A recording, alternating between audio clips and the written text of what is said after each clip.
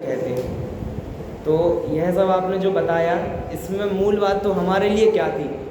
तीर्थंकर नाम कर्म पुण्य का उदय, ठीक है, लेकिन हमारे लिए उसमें प्रयोजनभूत क्या है? जो धर्म तीर्थ अर्थात मुक्ति के मार्ग का प्रवर्तन करते हैं, उपदेश देते हैं।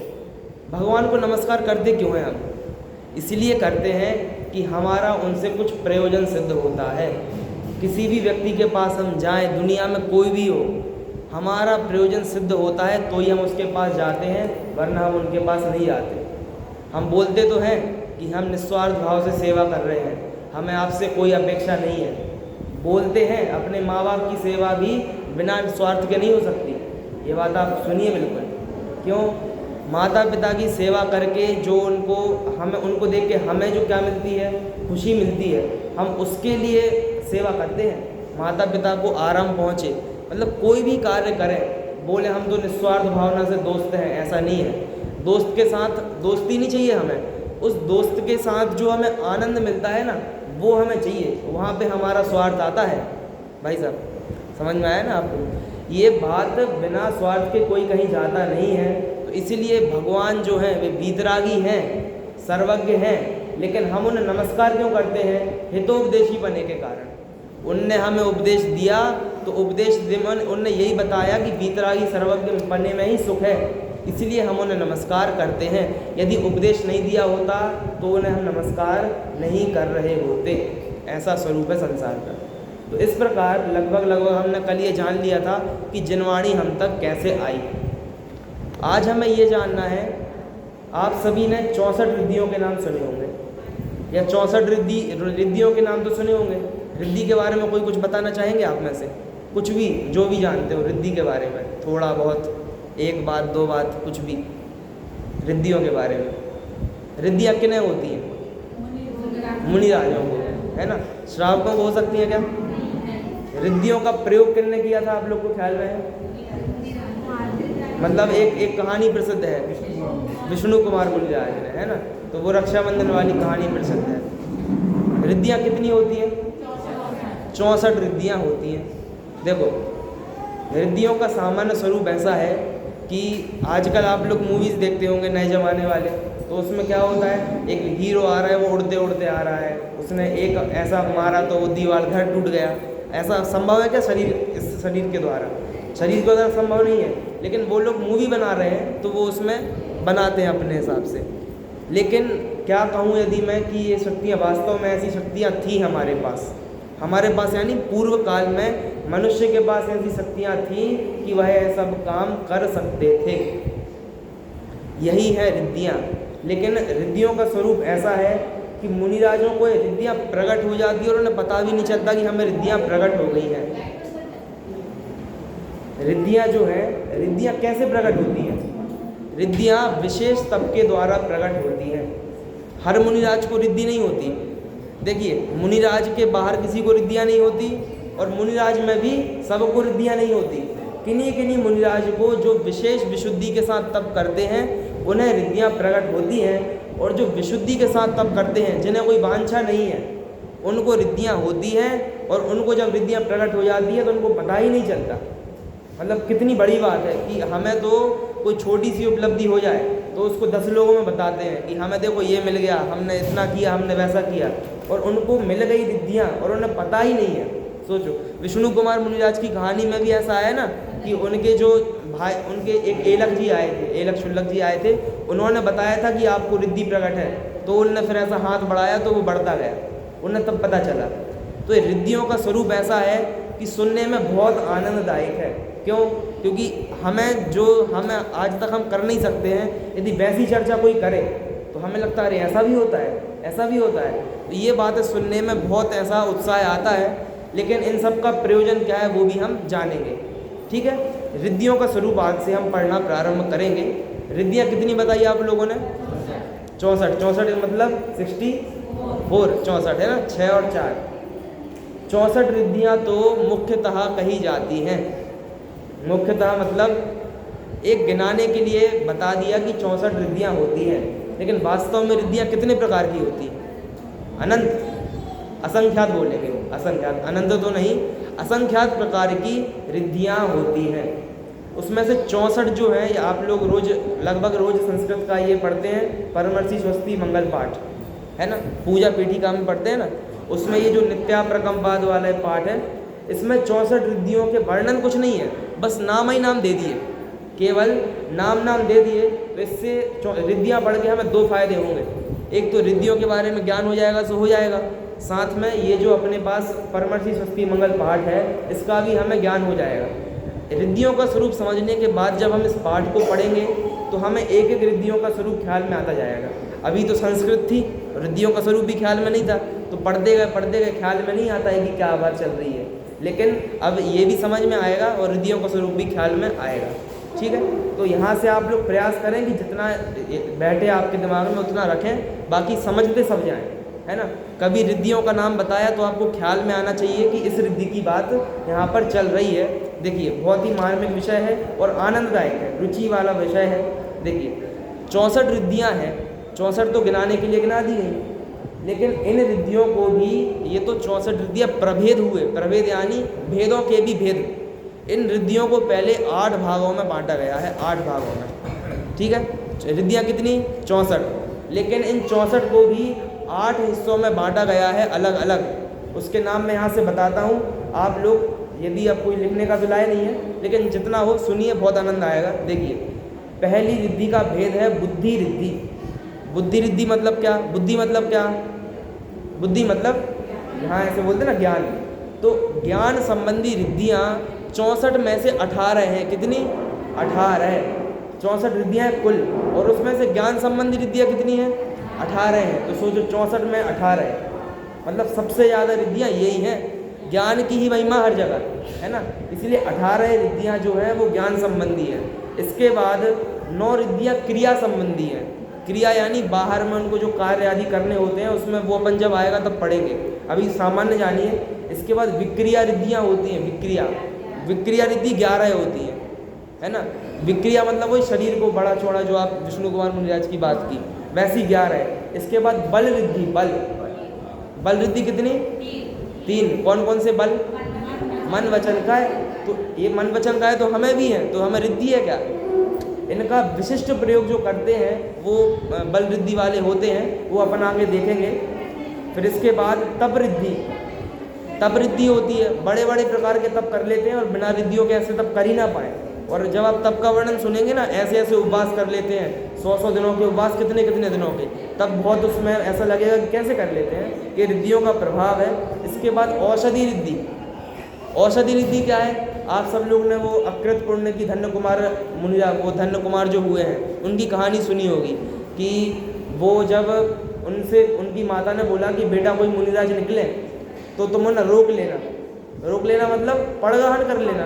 अब वो तो ज़्यादा पढ़े लिखे नहीं थे, उनको विधि नहीं आती थी, तो इन्होंने क्या किया, मुनिराज आए तो उन्होंने बोला मुनिराज रुक जाइए, शुद्ध हिंदी में तो बोल दिया उनने, और जो अत्रो तिष्ठो बोलते वो उनको नहीं आता था, तो उनने सामान्य बोल दिया। तो मुनिराज ऐसे रुकते हैं क्या?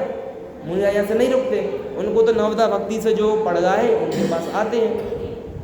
तो उनने ऐसे रोका तो मुनिराज नहीं रुके, लेकिन मम्मी ने तो क्या कहा था, रुकना चाहिए, तो उनने पैर पकड़ लिए उनके और ज़मीन पे लौट गए, पैर पकड़ लिए, समझ लो ऐसे। अब जाओ कहाँ जाओगे? तो मुनिराज को अवसर आ गया वहाँ पे, मतलब समझ लीजिए मुनिराज फिर वहीं पर निश्चल हो गए। लेकिन फिर उनकी उत्कृष्ट भावना देखकर, कि इनको विधि भले ही नहीं आती है लेकिन उनकी भावना कितनी उत्कृष्ट है, यह देखकर मुनिराज ने वहाँ पर आहार लिया, और कै का आहार था? खीर का आहार था। तो खीर कैसी हो गई? अक्षय हो गई, है ना। तो ये तो अक्षय का हुआ। ऐसा एक उदाहरण आपको बताया, ये तो आगे चलकर एक अक्षीण नाम की रिद्धि है, वह है। लेकिन कई बार ऐसा होता है कि अक्षीण तो नहीं हुई, मतलब अक्षय जिसे बोलते, कभी ख़त्म ना हो, ऐसा तो नहीं हुआ। लेकिन कई बार ऐसा होता है कि वो कम मीठी थी और उनके मुनिराज के खाने से वो और मीठी हो गई, यानी उसका स्वाद और बढ़ गया मुनिराज के भोजन करने मात्र से, है ना। ऐसी भी रिद्धियाँ होती हैं। और क्या होता है कि जैसे मुनिराज निकले और उनकी हवा जो निकली, हवा यहाँ से चली तो उनके शरीर को छूते हुए जो हवा निकली, उसके पीछे कोई रोगी व्यक्ति था, तो रोगी व्यक्तियों को हवा टच हो गई तो उनका रोग ठीक हो गया। मुनिराज के थूक में इतनी शक्ति होती है कि जिनको रिद्धियाँ होती हैं तत्संबंधी, कि वो थूक दे तो कोढ़ ठीक हो जाए।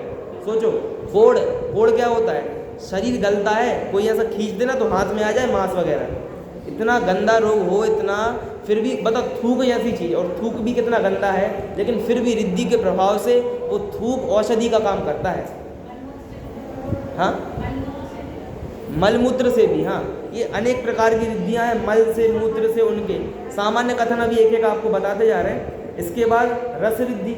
रस रिद्धि भी ऐसे ही होती है कि मुनिराज ने भोजन किया जो, तो भोजन करने के बाद जितना भोजन था वो घी रूप में परिवर्तित हो जाता है, अमृत रूप में परिवर्तित हो जाता है।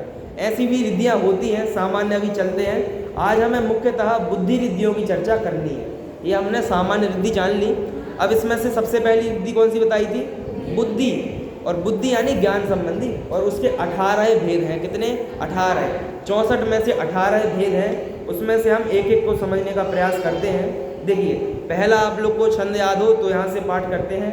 नित्या प्रकम्पाद् कैवलोघा स्फुरन् मनः परयशोद्ध बोधा दिव्यावधि ज्ञान बल प्रबोधा स्वस्ति क्रियासु परमर्शयो नः। आप लोग यदि जिनेंद्र दर्शना लेके बैठेंगे कल से तो और अच्छा रहेगा, उसमें आप लोग को ख्याल में जाएगा कहाँ कहाँ पर नाम आ रहा है। देखिए, पूरा नहीं समझाएंगे। इसमें नित्या प्रकम्पाद बुध कैवलोघा, इसमें पहली रिद्धि है केवल ज्ञान रिद्धि। कौन सी? केवल ज्ञान रिद्धि। केवल ज्ञान किसे होता है? तीर्थंकरों को और सामान्य केवलियों को। और तीर्थंकर हो गए, सामान्य केवली, और अरहंत हो गए ना, अरहंत में तीर्थंकर और सामान्य केवली आ गए। उपसर्ग केवली तो खैर वो ठीक है, हाँ। और केवलियों के भेद नहीं पूछ रहा हूँ मैं तो ये पूछ रहा हूँ केवल ज्ञान किन्हें होता है। और एक रह गए ना परमेष्टि, आप लोग अरहंत की बात कर रहे हो, एक परमेष्टि रह गए, सिद्ध परमेष्टि, इनको भी केवल ज्ञान होता है। तो ये केवल ज्ञान एक रिद्धि है, रिद्धि। अब आप बोलोगे कि रिद्धि तो किन को होती है? मुनिराजों को। तो मुनिराज तो हमें पता है कौन कौन है।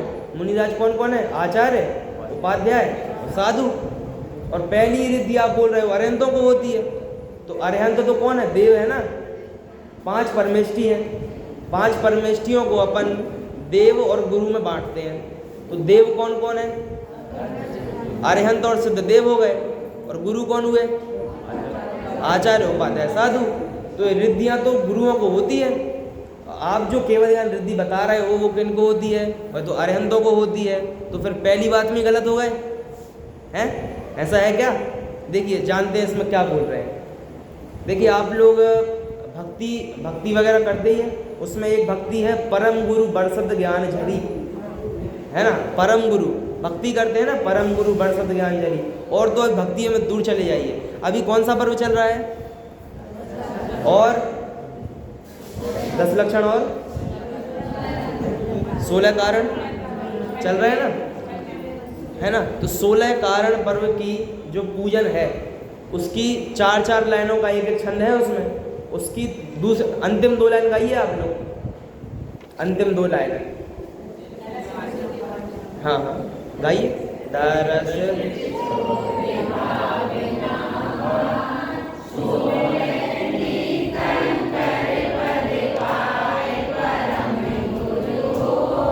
जय जय नाथ परम गुरु। अब सब परम गुरु कौन है बताओ? परम गुरु, देखो गुरु तो हमें पता है आचार्य, उपाध्याय, साधु। तो परम गुरु कौन हुए? शुद्धात्मा।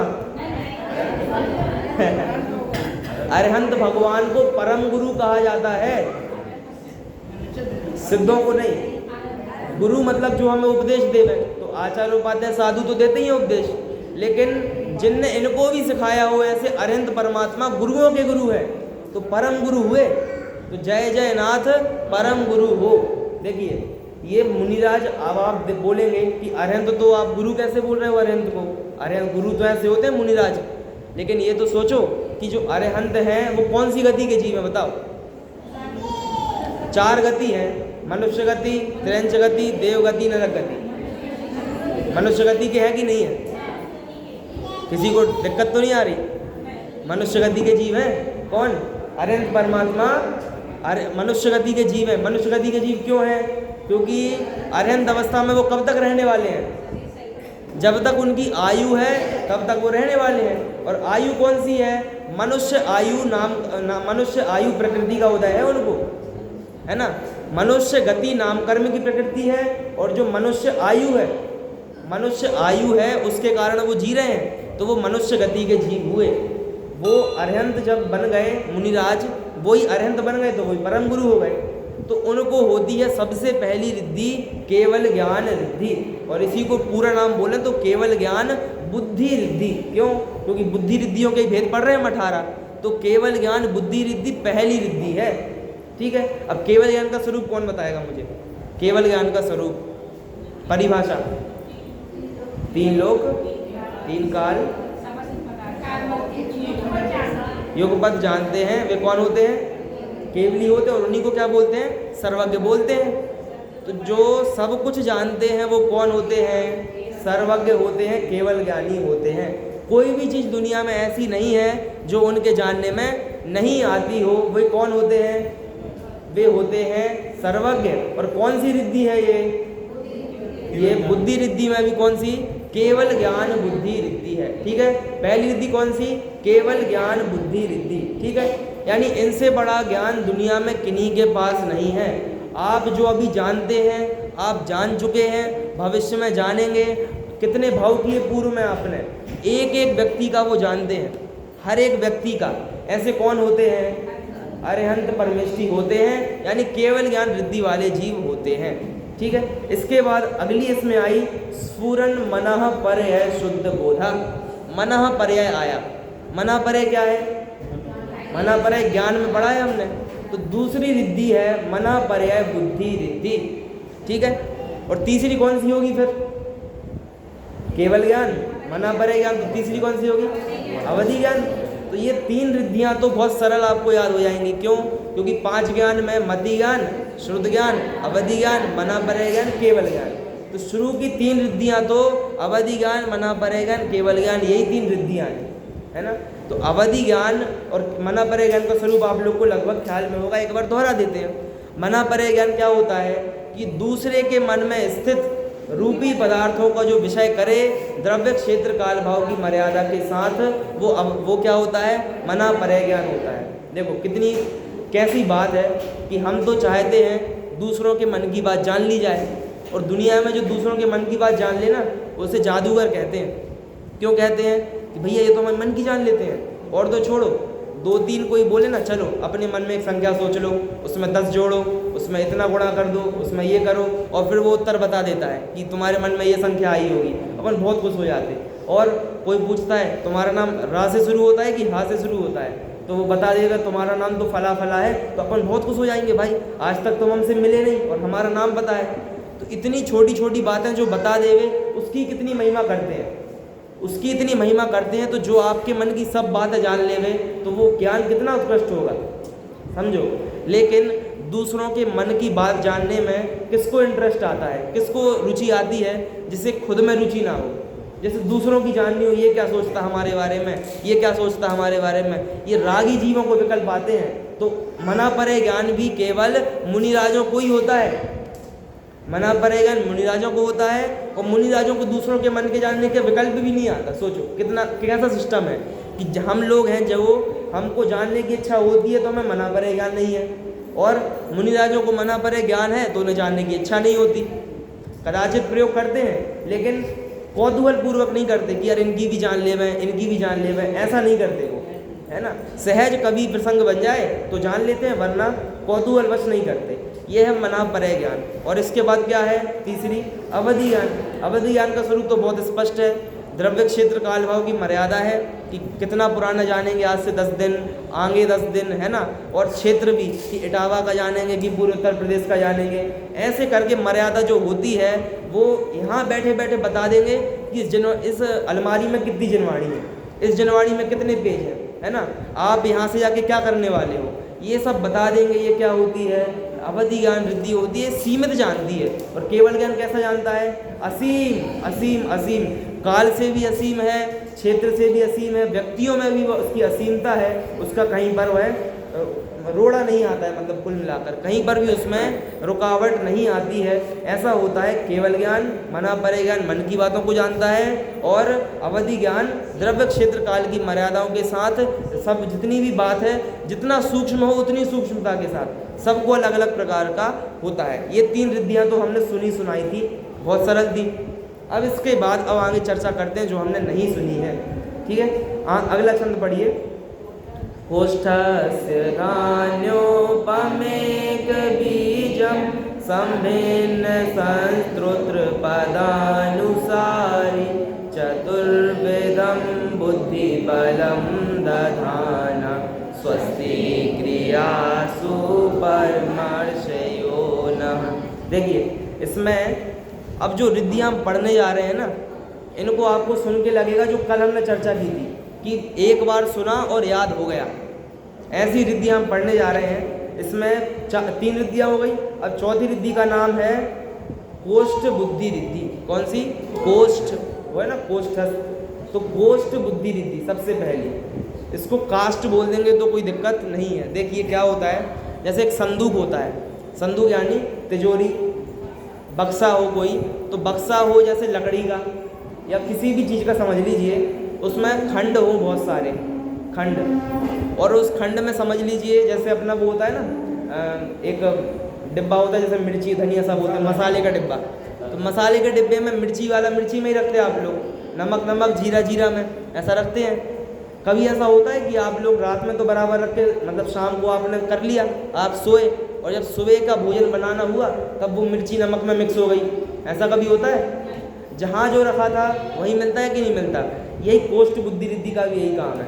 क्या काम है कि जो बात उनने सुन ली वो उनको याद हो जाएगी, और मात्र याद नहीं हो जाएगी, अपन को होता ना, सुमेरु पर्वत कितना योजन था, सुबह पंडित जी ने बताया था, नहीं ऐसा नहीं था, इतना था, वैसा था, ऐसे विकल्प में होते ना। ये क्या होता है, यहाँ की बात वहाँ मिक्स कर देते हैं, जो अपन बातें घुमा देते हैं ना। सुनी यहाँ थी, जिस प्रश्न का हमने एक उत्तर याद किया था वो उत्तर हम दूसरे प्रश्न में लिखे आते कई बार। ऐसा होता है कि नहीं होता? हमें बातें मिक्स होने लगती हैं। ये क्या है, ये रिद्धि है, मतलब हमारा क्षय उपशम बहुत कम है, तो इसलिए बातें मिक्स होती हैं। लेकिन ये कोष्ठ बुद्धि रिद्धि ऐसी है कि जिनको ये हो उनको बातें मिक्स नहीं होती, एक बार जो सुन लिया वो बराबर याद रह जाता है। और किस प्रसंग में सुना था, मतलब बातें मिक्स नहीं होती, अलग अलग हर एक चीज़ का जानना होता है। ये कोष्ठ बुद्धि रिद्धि है। सोचो, एक बार में याद हो जाएगा और मिक्स भी नहीं होगा, ये कोष्ठ बुद्धि रिद्धि है। इसके आगे है बीज बुद्धि रिद्धि।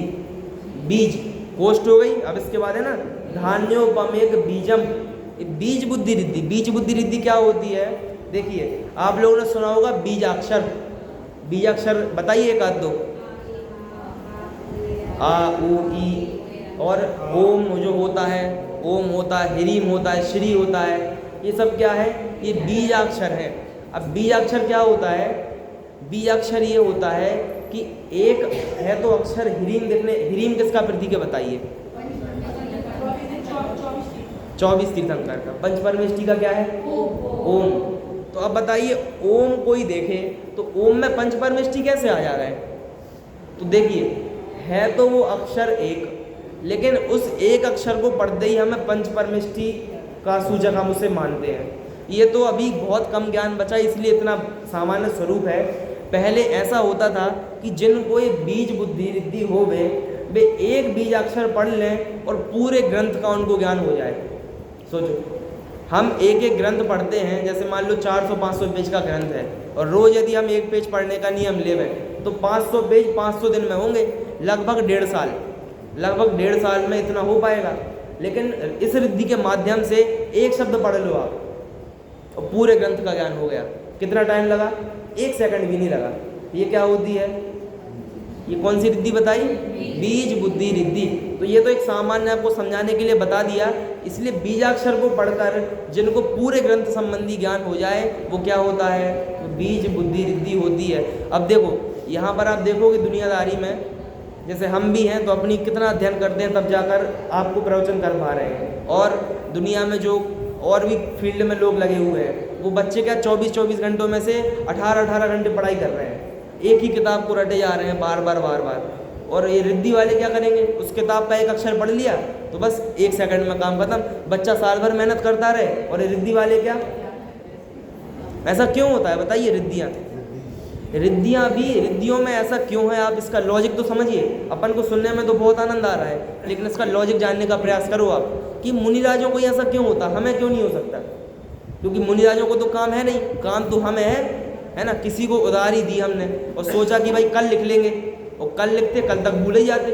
उधारी हमने लिखी नहीं और सामने वाले चुकाने आते नहीं अपने आप सब लोग, तो अब पैसे अपने चले ही गए। तो अब इसमें तो भाई ज़रूरत हमको पड़ती है याद रखने की, मुनिराज को तो क्या याद रखना है ना।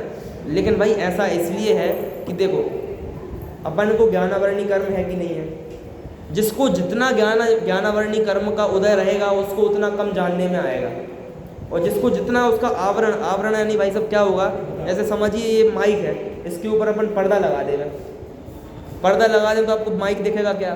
बिल्कुल नहीं दिखेगा। ठीक है, मैंने थोड़ा सा हटाया, हल्का सा इधर तक हटा दिया, तो कितना माइक दिखेगा?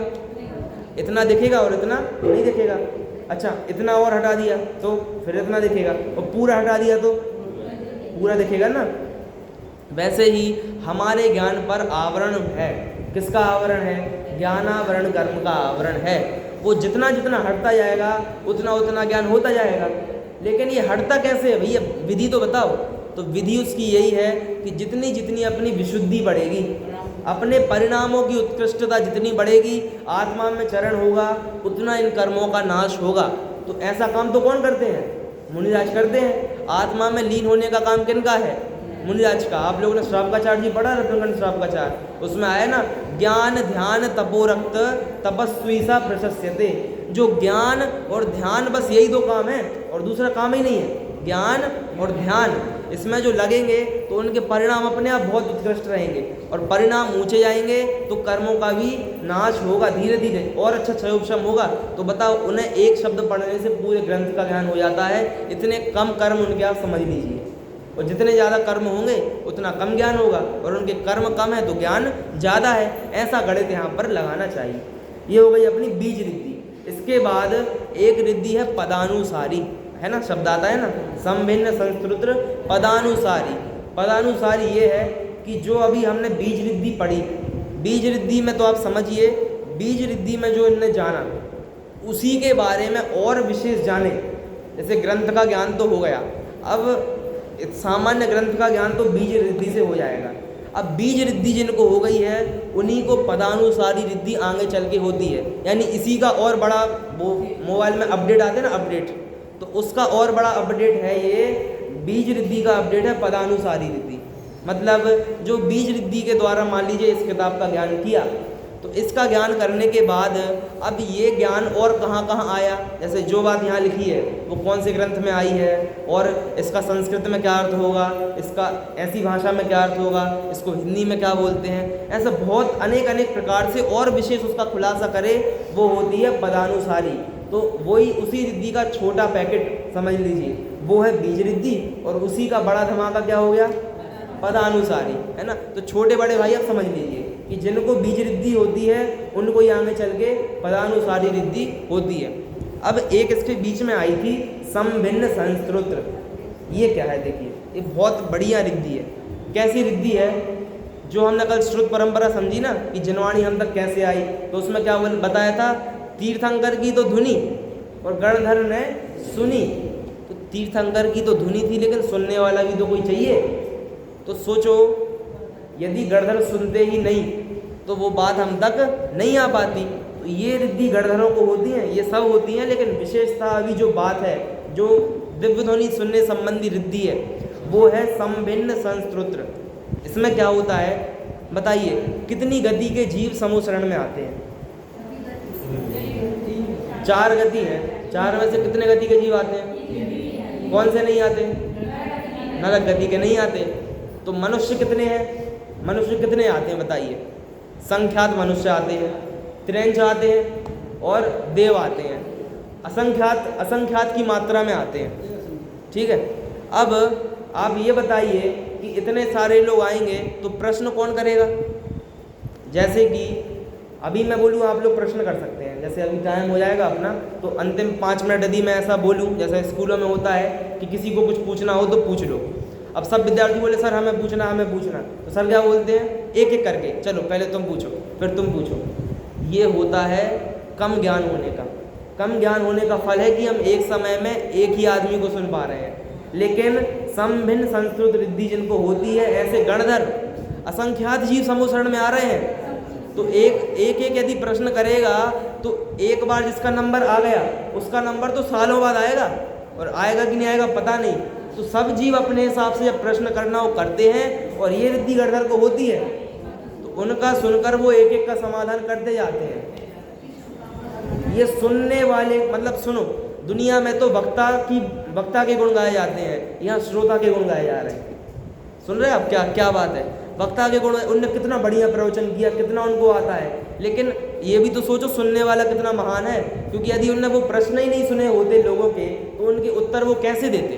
सबके प्रश्न एक साथ सुने, ये सुनने के मात्र की शक्ति समभिन्न संस्कृत ये रिद्धि है। और आप बोलोगे प्रश्न तो सुन लिए, उत्तर भी देने चाहिए ना, तो उत्तर देने वाली रिद्धि अभी आगे आएगी। अभी तो केवल सुनने वाली रिद्धि आई है, आगे वो बताया ना 3 प्रकार के बल होते मन वचन का है, उसमें जो वचन बल रिद्धि है ना, उसका यहाँ पर प्रयोग होगा कि वो सबको उत्तर दे सकते हैं, लेकिन वो अभी आगे आएगी तब उसे देखेंगे। अभी तो क्या है कि यहाँ पर श्रोता के गुण गाए जा रहे हैं कि ऐसा सुनने वाला चाहिए कि सबके प्रश्न सुने, ऐसी इनको रिद्धि होती है। इस प्रकार हमारी अभी 7 रिद्धियाँ हो गई हैं। एक बार नाम फिर से बोल देता हूँ। पहली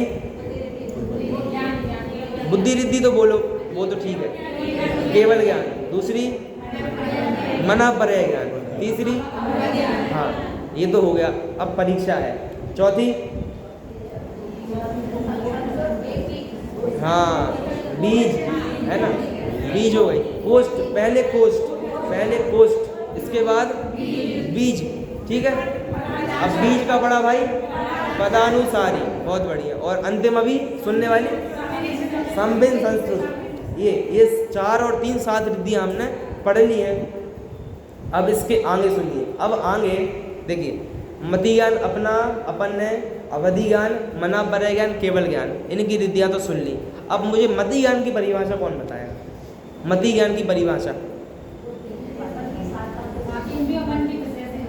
हाँ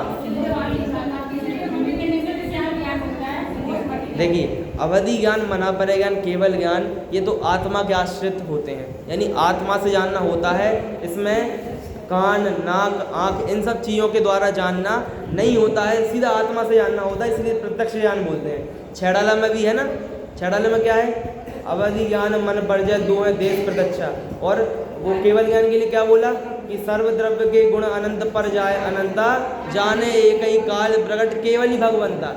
तो ये तो प्रत्यक्ष ज्ञान है, सीधा आत्मा से जान रहे हैं। लेकिन मति ज्ञान और श्रुत ज्ञान कैसे हैं? ये 5 इंद्रियां और 1 मन, इसके द्वारा जानते हैं। 5 इंद्रियां कौन कौन सी?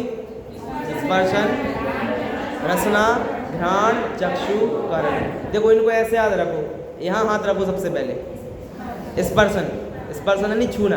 अब ऊपर आओ तो रसना, जीभ, इससे अपन का जानना होता। और ऊपर चलो तो नाक, तो नाक को घ्राण बोलते हैं शास्त्रीय भाषा में। इसके ऊपर जाओ तो चक्षु, चक्षु, और फिर पीछे कर्ण। तो कितना अच्छा सिस्टम हो गया, स्पर्शन, रसना, घ्राण, चक्षु, कर्ण। तो कभी भूल जाओ ऐसा साइकिल फेर दो यहाँ से, तो याद आ जाएगा, और क्रम भंग भी नहीं होगा, ठीक है। तो स्पर्शन तो हर जगह है, स्पर्शन तो जीभ में भी है। यदि आपका भोजन जीभ पर ना रखा जाए तो स्वाद कैसे आएगा? तो रसना में भी स्पर्शन है ना। जो बात मैं यहाँ से बोल रहा हूँ तो वो आपके कान तक ना टकराए तो आपको सुनाई नहीं देगा, है ना। गंध ना आए तो अपन को नहीं आएगी उसकी सुगंध, लेकिन फिर भी मुख्यतः अपन ने 5 इंद्रिय देखी। ये रिद्धियाँ, ये जो अपनी इंद्रियाँ हैं, इनका ज्ञान सबको एक सा होता है क्या? यानी आप देखोगे एज, उम्र के हिसाब से लोगों की इंद्रियां शिथिल हो जाती हैं। वो समाधि वर्ण पाठ में भी आता है ना, 5 इंद्रियां शिथिल भई अब श्वास शुद्ध नहीं आवे, ये सब आप लोग को याद होंगी, है ना। उसमें क्या होता है, जैसे जैसे बुढ़ापा आता है तो इंद्रियां काम करना बंद कर देती हैं, और बच्चों की इंद्रियां बहुत तेज होती हैं। तो जितना जितना पहले तो जो नया बच्चा है उसको तो कुछ समझ में आता नहीं है, लेकिन जैसे ही 7-8 साल के, 5 साल के हो गए तो बढ़िया इंद्रियां रहती हैं। और बुढ़ापे में बब्बा लोग क्या बोलते हैं? क्या बोलो बेटा, फिर से बोलो। ऐसा सुनाई नहीं देता, दिखाई नहीं, इतना मोटा मोटा चश्मा चढ़ जाता है ना। और सुनने की मशीन लग जाती है, कई बार तो उनको कितना ही ज़ोर से बोलो सुनाई देता ही नहीं है। ये तो इंद्रियों की शिथिलता होने के कारण होता है। ये तो छोड़ो आप, ये तो उम्र के हिसाब से बता दिया। एक ही उम्र के दो लोग हों, उनकी डेट ऑफ बर्थ भी एक ही हो, दोनों 20 साल के 8 महीना और 10 दिन के हों एक से, दोनों को बोलो, दोनों की इंद्रिय एक सी काम नहीं करेगी। और तो छोड़ो, ये तो बीमार लोग की बात कर दी अपन ने, बूढ़ों की, जो बिल्कुल स्वस्थ हैं, दोनों को मिठाई दी जाए और उससे पूछा जाए कि भैया ये मिठाई बताओ मीठी है कि फीकी है, तो क्या उत्तर आएगा? दोनों का अलग अलग आएगा। क्यों? क्योंकि इनकी इंद्रियां अलग काम करती हैं, इनको कुछ और पसंद है तो उनकी इंद्रियां वैसे काम करती, और इनको जो बहुत मीठा खाता होगा वो बोलेगा ठीक है सही है, और जो कम मीठा खाता होगा वो क्या बोलेगा? बहुत मीठा है भैया, थोड़ा कम करो। ये काम है। तो इंद्रियों में कितनी पराधीनता है इंद्रियों में। लेकिन अब मैं आपको बता रहा हूँ कि इंद्रियों, अभी तो अपन ने 3 ज्ञान पढ़ लिए, अवधि ज्ञान, मन पर है केवल, लेकिन जो मति शुद्ध ज्ञान 5 इंद्रियां और 1 मन के द्वारा होते हैं, उनकी भी उत्कृष्टता इन मुनियों को होती है। कैसे होती है? देखिए, ये वाला तीसरा श्लोक अपन गाते हैं, संस्पर्शनम संश्रवणम च दूरा दास्वादन घ्राण विलोकनानि दिव्यान्मति ज्ञान बलद्वहंत स्वस्ति क्रियासु परमर्शयोना। देखिए, संस्पर्शनम, सम यानी होता है उत्कृष्ट रूप से, ऊंचे से ऊंचा, और स्पर्शन, स्पर्शन यानी छूने का ज्ञान। आप कितना छू सकते हैं भाई साहब? कहाँ तक छू सकते हैं? यहीं बैठे बैठे कितना, जितना अपना हाथ है यहाँ से थोड़ा सा और झुक जाएंगे, मतलब मैं इस टेबल के आगे नहीं जा सकता, है ना। आप अब वो वहाँ हाथ कर रहे हैं, वो टेबल वहाँ तक छू सकते हैं। अब मैं यहाँ से सोचूं कि मैं यहाँ बैठे बैठे अपने कमरे का छू लूँ तो नहीं छू सकते, स्पर्शन। और तो छोड़ो, जैसे आप लोग भोजन बनाती हैं तो चावल पक गए कि नहीं पक गए उसके लिए वो ऐसे दबा के देखती है ना, तो क्या यदि मैं ऐसी आपको बात बोलूँ कि आपको दबाने की जरूरत नहीं है, बैठे बैठे पता चल जाएगा, तो कितनी अच्छी बात है कि नहीं। कई बार अपन नोट गिनते हैं, तो नोट गिनते गिनते वो जैसे 1 लाख गिनने हो और 2-2 हज़ार के नोट हो, अब तो बंद हो गए, तो 50 नोट गिनने हैं, तब हो जाएगा। अब 50 गिनने बैठे अपन, वो एक साथ 2 नोट निकल जाते हैं, तो फिर वो 49 होते, तो वो फिर वो 98,000 ही हो पाते हैं, है ना। तो फिर क्या होता है, अपन फिर दोबारा गिनने बैठो। ये अपनी इंद्रियों की कितनी है, वही जो अपने हाथ में है उसे ही हम ढंग से नहीं छू पा रहे हैं, एक साथ 2 नोट निकल जाते हैं, फिर वो पानी लेके बैठना पड़ता है, कुछ लोग थूक लगाते हैं, ऐसे अलग अलग प्रोसेस करते। क्यों? क्योंकि अपनी इंद्रियां उतनी काम नहीं करती हैं, तो अपन वो पानी का, थूक का सहारा ये सब लेना पड़ता है ना। लेकिन मुनि राजों को तो ऐसी रिद्धि होती है, अभी बता रहे कैसी होती। पहले चक्रवर्ती की सुनो।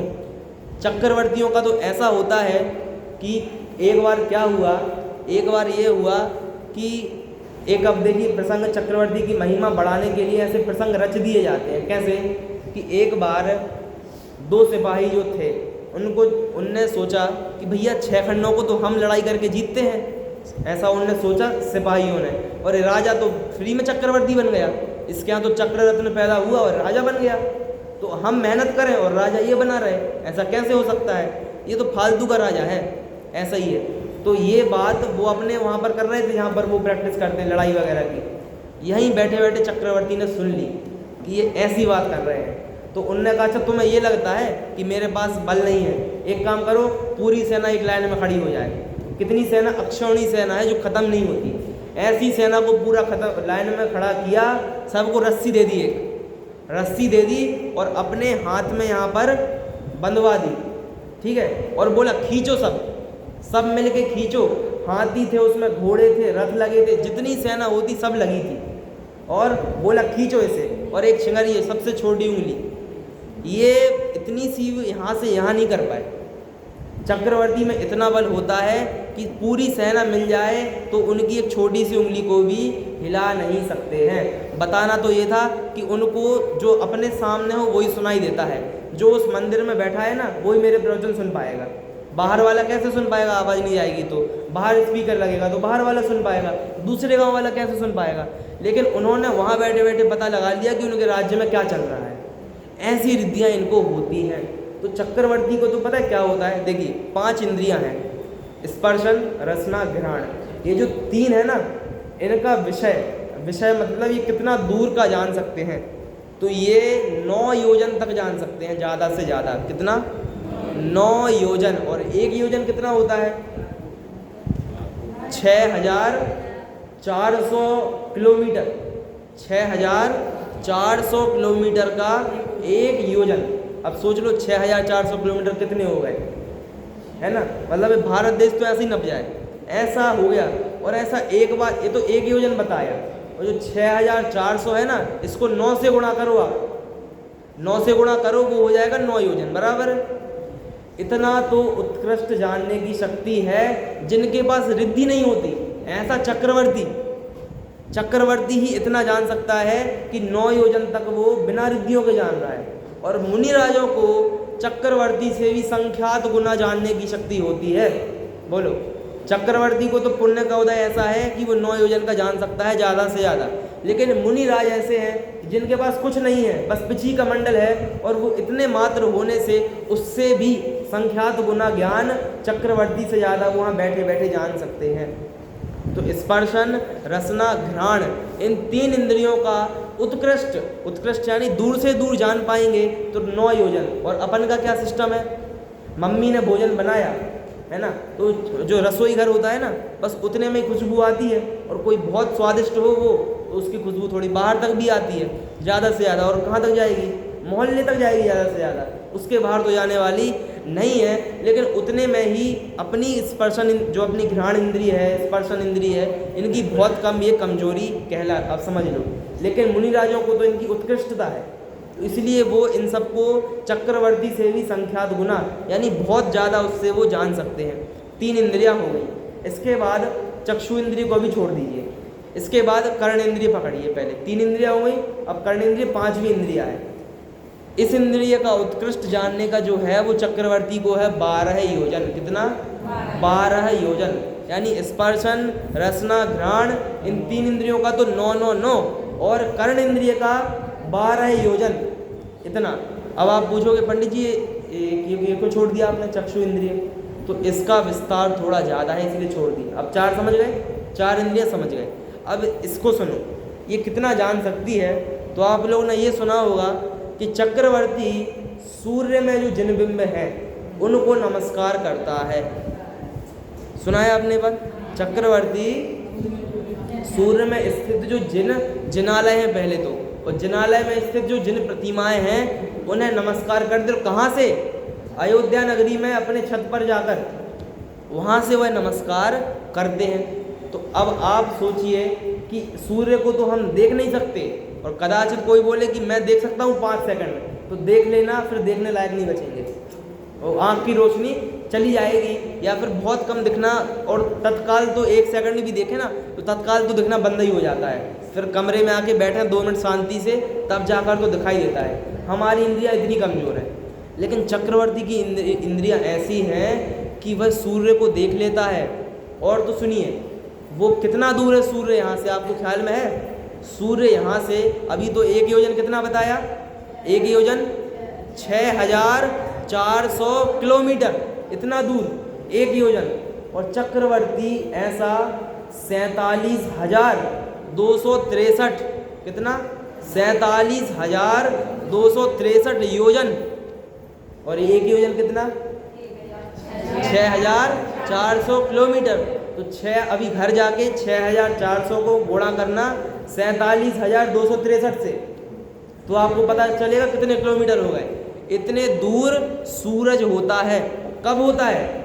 सूर्य, अपने यहाँ व्यवस्था ऐसी है जैन धर्म में कि सूर्य स्थित नहीं है, सूर्य घूमता है और अपन स्थित है।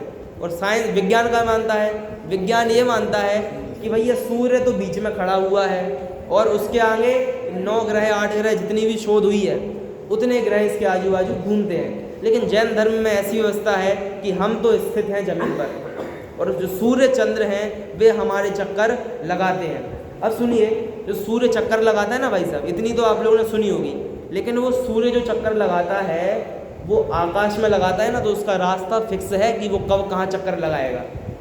ठीक है, वो चक्कर लगाता है ना, तो ऐसा नहीं है कि कभी वो अपने घर के ऊपर आ जाए, अपन तो जल जाएंगे, है ना। तो उसका रास्ता फिक्स है। क्यों? क्योंकि वो एक विमान है, विमान मतलब देवों का विमान है। 4 प्रकार के देव होते हैं, कौन कौन से? आप लोग तत्वार सूत्र का पाठ करते होंगे, उसमें आया होगा ना, देवास चतुर्निकाया। देव 4 प्रकार के होते हैं। उसमें से जो ज्योतिष देव हैं वो ये होते हैं सूरज, चांद्र और इंद्र प्रकीर्णक तारे, है ना, ये होते हैं ज्योतिष देव। इनका विमान, अब विमान तो अपन क्या समझते हैं, मूवीज़ में आपने रामायण देखी होगी, महाभारत देखी होगी, पुराने ज़माने में जो आती थी और अभी लॉकडाउन में भी आई थी। उसमें क्या था कि वो विमान से आता है तो उसका विमान कैसा होता है, आगे हंस जैसा मुंह होता है उसका, वैसे विमानों की कल्पना वो लोग करते हैं। लेकिन वास्तव में विमान तो ऐसे होते हैं। कैसे? ये सूर्य विमान है उनका। तो आप समझिए गेंद हो गई गोल गोल और उसको हम आधा काट देंगे बीच में से, तो गेंद कैसी बचेगी? आधी बचेगी। तो वो जो आधी है ना, उतना होता है विमान। और जो गेंद, अब वो गेंद कैसी हो जाएगी? बॉल ऊपर से फ्लैट यानी चपटी और नीचे से ऐसी अर्धचंद्राकार, है ना, मतलब ऐसी हो जाएगी, वो ऊपर से काट देंगे, है ना, तो वैसी हो जाएगी वो।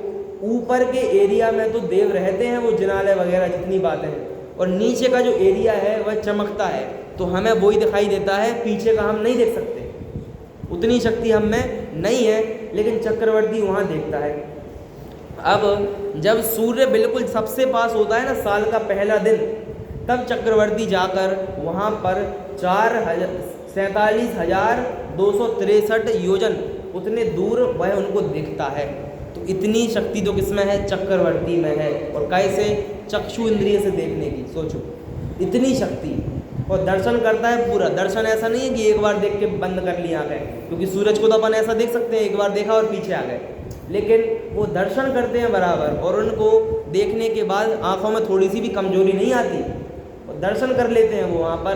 तो सोचिए कितनी शक्ति है। और मुनिराजों को इससे भी संख्यात गुनी शक्ति मुनिराजों के पास होती है। मुनिराजों को इससे भी ज़्यादा संख्यात गुनी शक्ति होती है। तो ये 5 इंद्रियों की शक्ति जो चक्रवर्ती, यानी देखो 100 इंद्र होते हैं, 100 इंद्रों में से राजा जो अपने मनुष्य गति के जीव है ना, मनुष्य गति में सबसे श्रेष्ठ कौन है? चक्रवर्ती। चक्रवर्ती में जितनी शक्ति है उससे संख्यात गुनी शक्ति अपने मुनिराजों में है, जिनके पास कुछ नहीं है। और अपन क्या समझते हैं, धन आएगा, वैभव आएगा तो हमारे पास शक्ति आएगी, लेकिन मुनिराज सब छोड़ के सबसे ज़्यादा शक्तिधारी हमारे मुनिराज ही हैं।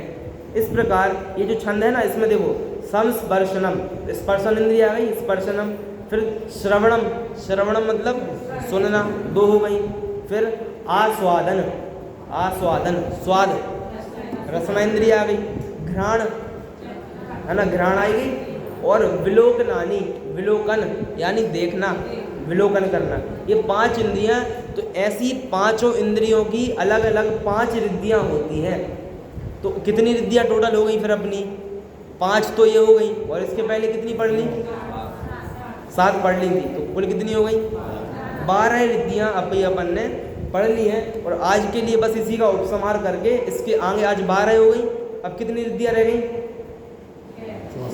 इसकी बुद्धि रिद्धियां तो अभी कितनी है? 6 और रह गई, तो 6 अपन कल कर लेंगे। और टोटल कितनी रह गई? 64 में से 12 माइनस करो, 52 रह गई, है ना। तो कल आगे अपन इसी विषय को चलाएंगे। बहुत अच्छा लगा आप लोग को? इसमें कोई कठिन तो नहीं हुई? तो बहुत सरल विषय है, कठिन लगे तो बताना, विषय बदलेंगे या तो फिर और सरल करने का प्रयास करेंगे। अभी तो कोई कठिनता आपको नहीं हुई होगी, ऐसा मेरा अंदाजा है, और आनंद और आया होगा। तो इन सब पढ़ने का प्रयोजन क्या है, अंतिम 5 मिनट में ये चर्चा करेंगे हम। देखिए, अभी जो अपने छोटे दादा हैं हुकुमचंद भारेल, उनने अभी इसी का, जैसे आपने पढ़ा होगा ना, परमर्शी स्वस्ति मंगल पाठ, आप हिंदी वाला पढ़ते होगे पहले, अभी एक लिखा है, इसमें इनने लिखा है, देखिए अब आपको बताते हैं क्या इसमें बहुत बढ़िया चर्चा की है। इस सब पढ़ने का प्रयोजन क्या है? हमने जान ली 64 रिद्धि, मान ली अभी अपन ने 12 पढ़ ली, इसको पढ़ के हमें लाभ क्या हुआ? ज्ञान हो गया तो ठीक है, लेकिन और कुछ फ़ायदा है कि नहीं है? ज्ञान हो गया तो ज्ञान तो क्या है, जब मैं चला जाऊंगा और यदि आप लोगों ने इसका दोबारा स्वाध्याय नहीं किया, इसको दोहराया नहीं, तो आप भूल जाओगे, तो भूल जाओगे। तो इसको पढ़ने का मुख्य प्रयोजन क्या है हमारा? देखिए, इनने यहाँ पर लिखा है, ज्ञानी तपस्वी मुनिवरों को रिद्धियाँ उपलब्ध हों, पर रिद्धियों की सिद्धियों पर रंच ना वे मुग्ध हों।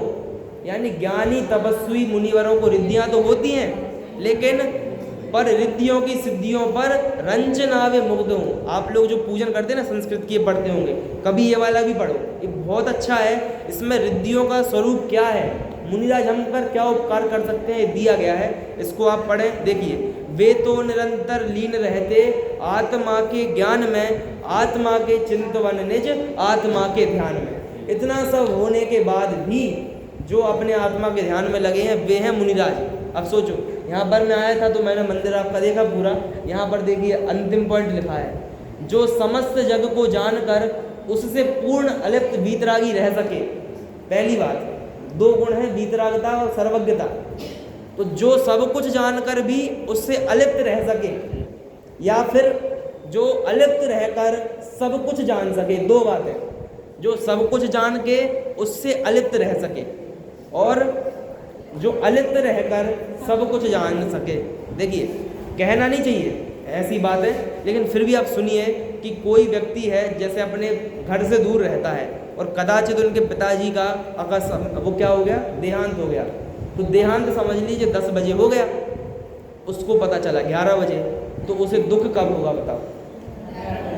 11 बजे दुख होगा, 10 बजे क्यों नहीं होगा? मरण तो पहले हो गया था, जाना तब ना, लेकिन दुख क्यों हुआ? अलिप्त रहकर नहीं जाना। देखो, भूमि का अनुसार तो अभी अपन गृहस्थ हैं तो भाव आएंगे, लेकिन मैं ये बता रहा हूँ कि वो ज्ञान है ना, ज्ञान की पंक्ति आपने सुनी होगी, ज्ञान समान न आन जगत में सुख को कारण। ज्ञान के समान सुख का कारण है नहीं, तो उसका जो ज्ञान है कि पिताजी की डेथ हो गई, वो दुख का कारण कैसे हो गया? तो दुख का कारण वो ऐसे हो गया कि उसने जाना नहीं, उसने पिताजी में मोह किया, राग किया और पिताजी की मृत्यु से द्वेष किया, इसलिए उसे रोना आया। तो ज्ञान तो सुखकारी है, लेकिन ज्ञान में यदि राग द्वेष मोह को मिला देंगे तो वही ज्ञान दुख का कारण हो जाएगा। ठीक है, खीर तो बढ़िया मीठी होती है, लेकिन उसमें जहर मिला देंगे तो व्यक्ति मर जाएगा। तो खीर ने नहीं मारा, मारा तो जहर नहीं, लेकिन कहा क्या जाएगा कि खीर खाकर वह मर गया। तो उसी प्रकार जानकर दुख नहीं होता। वीतरागी भगवान अनादिकाल पहले से जानते कि इसके पिताजी कब मरेंगे, लेकिन उनको मोह राग द्वेष नहीं है, तो वो अलिप्त रहकर जानते हैं। यह है वीतरागता। और भगवान की महिमा हमें वीतरागता से ही आनी चाहिए, और कोई भी गुण से भगवान की महिमा नहीं आनी चाहिए। बाहर का वैभव, भगवान के 64 चंवर ढर रहे हैं, 8 प्रकार के प्राति हार रहे हैं, और उनको सफ़ेद खून है और वज्र सब नारा सहनन है, और ये इतनी बातें कहाँ तक? इन सब बातों से महिमा नहीं है। महिमा तो कैसे है? वीतरागता से महिमा है उनकी, और उसकी वीतरागता, सर्वज्ञता, और साथ में जो हितोपदेशी पना उन्होंने दिया, उससे वो उन पूजत्व को प्राप्त हुए हैं। तो वो तो वीतरागी पूर्ण हो गए, लेकिन हमारे मुनिराज भी आंशिक वीतरागी तो वे भी है ना। तो वे आंशिक वीतरागी हैं, उनको रिद्धियाँ प्रकट हो गई हैं, लेकिन फिर भी वे उससे अलिप्त हैं। अब देखिए, मुनिराजों से हम कहते हैं कि मुनिराज आप हमारा भला करो, भला करो, पर वास्तव में ये बताओ, मुनिराज भला कर सकते हैं क्या? मुनिराज हमारा भला कैसे कर सकते हैं? एक कहानी है, आप लोगों ने, एक किताब है आप कुछ भी कहो, पढ़ी आप लोगों ने? कहानी की किताब है, बहुत बढ़िया, आप कुछ भी कहो। उसमें पहली ही कहानी ये है, उसमें ये कहानी है कि एक मुनिराज को एक अपनी उंगली में कोढ़, मतलब उनको कोढ़ हो गया, पूरे शरीर में कोढ़ हो गया। तो राजसभा चलती है ना, उसमें चर्चा हुई। क्या चर्चा हुई? कि भैया जैनी मुनिराज तो कोढ़ी होते हैं। क्या बोला? जैनी मुनिराज तो कोढ़ी होते हैं। अब एक मुनिराज को कोढ़ था और वो सब मुनिराज पे आरोप लगा रहे। तो वहाँ पर जो जैन व्यक्ति बैठा था ना, उससे सुना नहीं गया, तो उसने बोला आप कैसे बोल सकते हो जैन मुनिराज कोढ़ी होते हैं? हाँ, तो कैसे हो सकते हैं? तो उसने बोल दिया नहीं होते हैं, मैं आपको प्रूव करके बताऊंगा, सिद्ध करके बताऊंगा। तो उसने बोला ठीक है, कल सब लोग चलेंगे मुनिराज के पास और देख लेंगे कोढ़ी है कि नहीं है। तो अब उसको चिंता होने लगी कि भाई साहब कोढ़ तो है मुनिराज को, तो क्या किया जाए? तो वो चुपके से मुनिराज के पास गया, छुप के, और उसने बोला महाराज आप अपना कोढ़ दूर कर लो। क्यों दूर कर लो? इसलिए दूर कर लो कि कल लोग आपको देखने आने वाले हैं, और देखने आएंगे तो यदि आपको देखकर वो यदि ये प्रभावना दुष्प्रभावना हो जाएगी कि जैनी मुनि तो कोढ़ी होते हैं, इसलिए आप अपना रोग ठीक कर लो। तो उनने बोला भाई दूसरों को दिखाने के लिए हम क्यों अपना कोढ़ ठीक और बुरा करें? दूसरे भले ही माने कि मुनिराज कोढ़ी होते हैं, हम क्यों दूसरों के हिसाब से चलें? तो अगले दिन जब वो देखने आए ना, तो मुनिराज का पूरा शरीर बिल्कुल साफ हो गया, अपने आप पूरा साफ हो गया। तो जब पूरा साफ हो गया तो वह जो व्यक्ति था ना, जो आया था कि मुनिराज अपना कोढ़ दूर कर लो, तो उन्होंने बोला कि महाराज आपने बहुत अच्छा किया, आपके ऐसे करने से जैन शासन की प्रभावना हुई और लोग जैन हो गए, तो आपने कोढ़ ठीक करके बहुत अच्छा किया। तो मुनिराज ने क्या बोला, कोढ़ मैंने ठीक नहीं किया, ये देखो मेरी छोटी उंगली, इसके अग्रभाग पर अभी भी थोड़ा सा कोढ़ बचा हुआ है। यदि मैं ठीक करता होता तो ये भी ठीक कर लेता कि नहीं कर लेता? कर लेता, लेकिन नहीं कर पाया ना, इसका मतलब क्या है कि मेरे करने से नहीं हुआ, वो अपने आप हो गया, रिद्धियों से हुआ हो, कैसे भी हुआ हो, लेकिन यदि कर सकते होते तो कर लेते ना पूरा। लेकिन फिर उस व्यक्ति ने क्या बोला, आप कुछ भी कहो, हम तो इसे आपका ही चमत्कार मानेंगे। इसलिए उस किताब का नाम क्या रख दिया, आप कुछ भी कहो। वो वाक्य है, तो दुनिया वाले तो ऐसे ही हैं, वो तो बोलेंगे आप कुछ भी कहो, हम तो रिद्धियों से ही मुनिराज को बड़ा मानेंगे, है ना।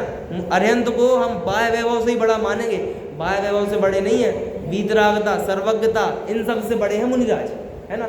इस सब की चर्चा है। इसमें और आगे भी लिखा है कि कैसे कहें उन मुनिवरों से, तुम बताओ हे प्रभु, निज आत्मा को छोड़कर हे प्रभु हम पर ध्यान दो। उन मुनिराजों से कोई बोले मुनिराज हमारा भला कर दो, तो भैया कैसे भला कर दो? दुनिया में उन मुनिराज से हम कैसे बोल रहे हैं कि आप हमारा भला करो? निज आत्मा को छोड़कर कोई अपना धंधा कर रहा होगा और उससे कोई अगर बोले भाई अपनी दुकान तो मत चलाओ, थोड़ी हमारी चला दो, तो वो क्या बोलेगा, अपनी हम ना चलाएं, तुम्हारी चलाएं, वाह गजब हो, और तुम जाके आराम करो, हैं? ऐसा होता है क्या दुनिया में? तो वैसे ही मुनिराजों से कोई बोले कि भैया हमारा भला कर दो, तो मुनिराज बोलेंगे, मतलब स्वरूप समझिए ना आप, कि कैसे कहें उन मुनिवरों से, तुम बताओ कि निज आत्मा को छोड़कर और हम पर ध्यान दो, है ना।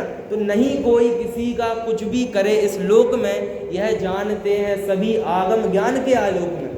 कोई किसी का कुछ नहीं कर सकता, और जब मुनिराज खुद का ही कोढ़ दूर नहीं कर सकते हैं, तो हमारे करने की तो बात कहाँ पर आई है। तो कुल मिलाकर इन रिद्धियों को पढ़ने का एक ही प्रयोजन है कि इतनी शक्ति होने पर भी जो उसे अलग रहकर जान सके। तो इतनी बड़ी बड़ी उपलब्धियां हासिल करने के बाद भी जब उन्हें इतना सा भी मद नहीं है उसका, तो हमारे जीवन में तो इसका 100वां हिस्सा भी नहीं है, 1000वां हिस्सा भी नहीं है, लाखवां नहीं, इतना सा भी हमने कुछ नहीं कमाया है अभी तक। पैसों की बस बात नहीं कर रहा हूँ, इज्जत, पैसा, जो भी आप समझो, जिस फील्ड में आप हो, उस फील्ड में मुनिराज ने जितना कर लिया ना, उसका एक हिस्सा भी हमने नहीं किया है। तो हमारा तो बनता ही नहीं है मद करना। मुनिराज करें तो बात अलग है, सो वो करते नहीं है, और हमारे पास कुछ है नहीं और हम मद करते हैं। तो कल बताया था ना कि ज्ञान का मद किसे होता है, अज्ञानी को होता है। तो ये सब का मद अज्ञानी को ही होता है। इस प्रकार पूर्ण वीतरागी होने का प्रयास करें, यह रिद्धियों को पढ़ने का प्रयोजन है। शेष चर्चा आगे हम अगले सत्रों में करेंगे।